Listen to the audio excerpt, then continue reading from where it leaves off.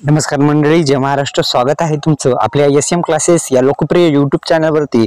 तर एकंदरीत मित्रांनो, पीएम किसान योजनेचा अखेर हप्ता 10 फेब्रुवारी रोजी खरंच मिळणार का, या संदर्भात सविस्तर माहिती आपण या व्हिडिओच्या माध्यमातून जाणून घेण्याचा प्रयत्न करणार आहोत. फक्त आपल्या यूट्यूब चॅनलला तुम्ही सबस्क्राईब केलं नसेल तर सबस्क्राईब बटन दाबा आणि बेल आयकॉनला ऑल प्रेस करायला विसरू नका. अशाच नवनवीन व्हिडिओचं नोटिफिकेशन तुमच्या मोबाईलवरती येत जाईल.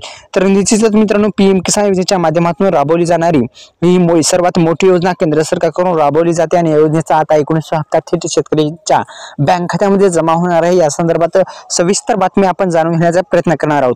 तर निश्चितच मित्रांनो, आपल्याला ई-केवायसी प्रक्रिया पूर्ण असणं गरजेचं आहे, कारण की अत्यंत महत्त्वपूर्ण सूचना आहे. आपली ई-केवायसी प्रक्रिया पूर्ण नसेल तर करून घ्या, अन्यथा तुम्हाला हप्ता तुमच्या खात्यामध्ये येणार नाही. ई-केवायसी प्रक्रिया अनिवार्य केलेली आहे. त्या अनुषंगाने मित्रांनो, ई-केवायसी प्रक्रिया पूर्ण असणं गरजेचं आहे. ई-केवायसी 3 प्रकारे करता येते. एक म्हणजे OTP बेस्ड ई-केवायसी आणि दुसरी म्हणजे बायोमेट्रिक आधारित सुद्धा करता येते. 2 प्रकारे करता येते. 2 प्रकार प्रचलित आहेत. तर दुसरं म्हणजे मित्रांनो, पीएम किसान योजनेच्या माध्यमातून राबवली जाणारी योजनेमध्ये आधार कार्डला बँक लिंक असणं गरजेचं आहे. आधार कार्डला जर बँक लिंक नसेल तर तुमच्या खात्यामध्ये पैसे येणार नाहीत, कारण की आधार कार्डला जर बँक लिंकच नसेल तर पैसे कसे येणार. तर आधार कार्डला बँक लिंक करून घ्या, अत्यंत महत्त्वपूर्ण सूचना आहे. दुसरं म्हणजे मित्रांनो, आधार सेटिंग स्टेटस यस असणं गरजेचं आहे. दुसरं म्हणजे आपल्याला काय प्रॉब्लेम असेल ते तिन्ही प्रॉब्लेम मुख्य 3 प्रॉब्लेम दुरुस्त असणं गरजेचं आहे, अन्यथा तुम्हाला हप्ता मिळणार नाही.